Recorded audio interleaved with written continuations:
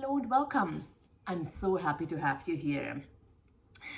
I thought I would do this little introductory video so you know a little bit more about my yoga journey, about who I am, and what you can expect here in these videos.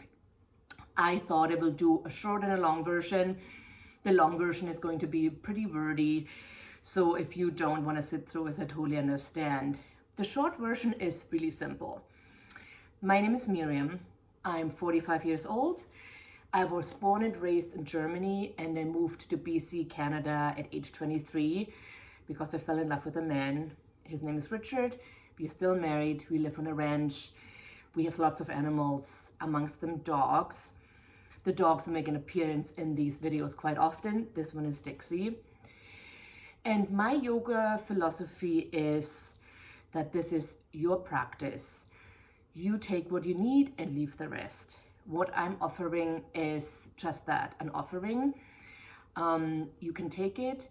If you don't like it, you can leave it.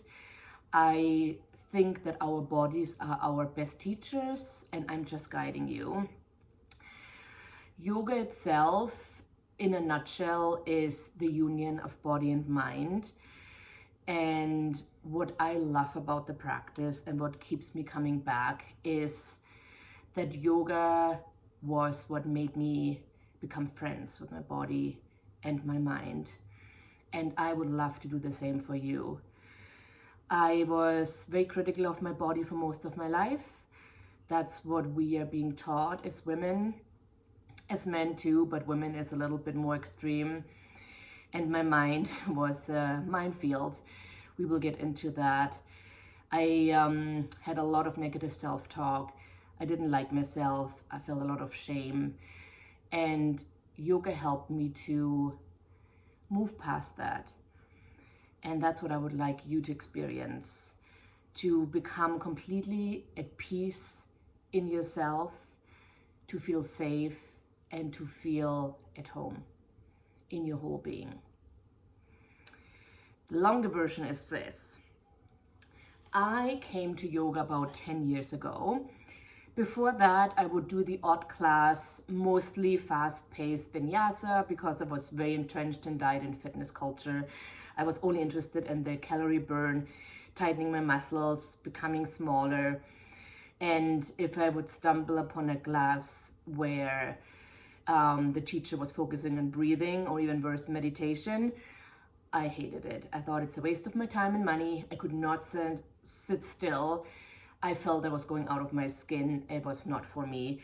So most of the time I didn't risk it. But then 10 years ago, I came across yoga challenges on Instagram. I don't know if they're still a thing. Back then, they seemed to be quite popular. I was following these two yoga teachers, and they would just post one yoga pose a day and invite us to copy it, do it as well, take a photo, video, post it, put the hashtags, and learn a little bit about the pose and what it does for your body. To my delighted surprise, I gained a bunch of followers, and I also got a lot of outside validation. People told me how good I am at yoga. They told me how great it looks. I was at the top of my physical form, I would say, so I was gaining flexibility and strength quite quickly. I cheated a lot in the poses.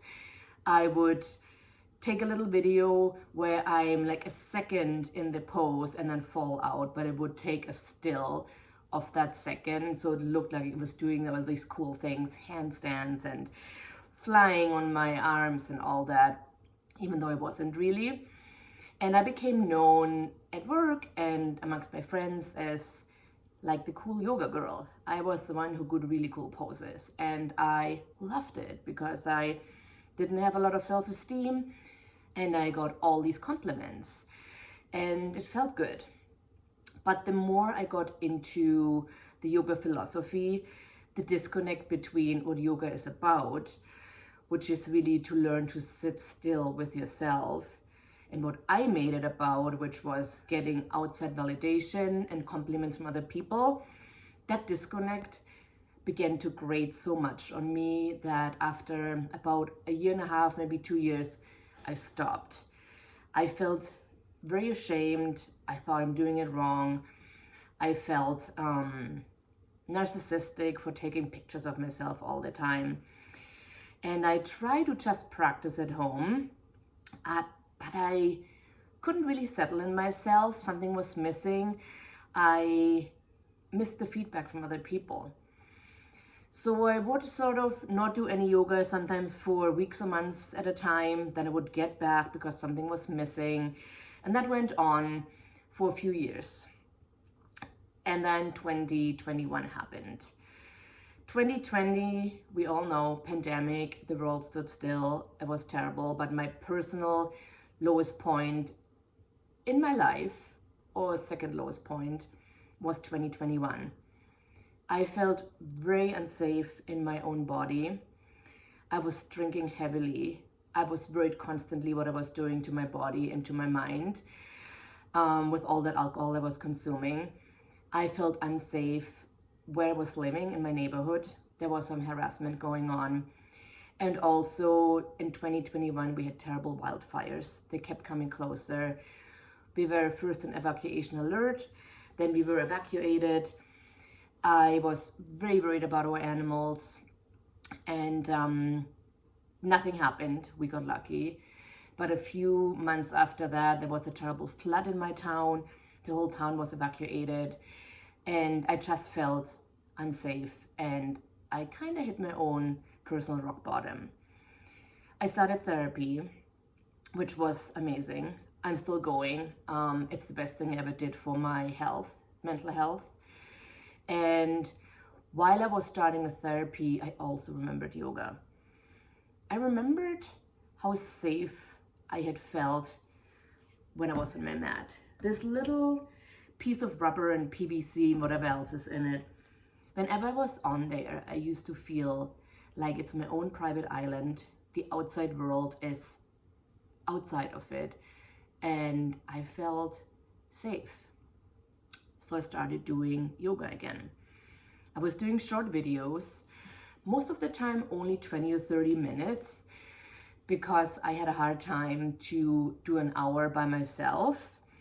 I still do at home. Most of my practice still is 20 to 30 minutes. If you don't have the energy of the class around you, I find it really hard to do longer. And for the first time in my life, I didn't give myself a hard time. I didn't touch myself. I thought 20 minutes is better than 0 minutes. I was also reading more about it, learning more about it, and starting to focus more on what it felt as opposed to what it looks like. That's what I also like about a home practice. There's no mirrors. There's no people around you. I used to always worry, what are they going to think of me? Am I doing it wrong? What do I look like? Do they think it should be better? And at home, you don't have that. The only people that are around me are my dogs, and they don't judge. Then, in 2024, I was invited to my first yoga retreat in Costa Rica, and that yoga retreat changed my life. It's a long story that I have written about, and I will share more in bits and pieces. But in a nutshell, what it is was that during that retreat, I started healing my mother wound and my deep distrust to women that had colored every aspect of my life. I hadn't even realized how much I didn't trust women until that retreat, when I was surrounded by a bunch of strange women. And I opened up to them like I hadn't before, because it just felt safe and it felt right, and I was on my little safe island. That yoga retreat really reignited my love for yoga. And one of the teachers there, Samantha, is the one who did the yoga teacher training I just finished. I will link below not only the school I went to, Ivy, but also the yoga retreat, because you can do those two things yourself if you want to. And what that retreat and my practice since have taught me is how we are whole the way we are, that we don't have to do anything to be worthy. We don't have to prove anything. I have become extremely comfortable in my body. I'm grateful for what my body does to me. It does for me every single day. And I have moved past worrying about what it looks like. The biggest gift, however, for me personally, is what it has done for my mind. I wrote a book about the terrible year in 2021. It's called Everything is Broken and Completely Fine. And it's about mental illness. It's about my depression, about my self-medication with alcohol, about the terrible year, and how my mind has always been, or has always felt like my enemy. I had extreme negative self-talk. I was very ashamed, felt unworthy, unloved, very lonely for the majority of my life. And yoga has helped me make peace with my mind. And that gift of feeling at home in your body and in your mind and feeling complete, that's the gift that yoga has given me and that I would like to extend to you. What you can expect from this page is yoga practices. Probably a lot of them will be 20 to 30 minute practices because that's the sweet spot for me. I might include some longer ones. I am honestly not sure yet. And also what you will not see here is any sort of perfection. As you can tell, this is unedited. If I would wait until I think I'm perfect, I would never do it. I would never start anything. I think perfection keeps us from trying things, and I'm not a big fan. I don't think that's what anybody should strive for, and so you don't have to worry about what something looks like, how you show up. I do most of my practices in my pajamas, hair unwashed, sticking out all over the place. And yeah, you are welcome to show up just how you are. And I'm so excited for you to meet yourself on the mat and to really become friends with who you are, because you are awesome. Thank you for joining me, and I will see you on the mat soon. Namaste.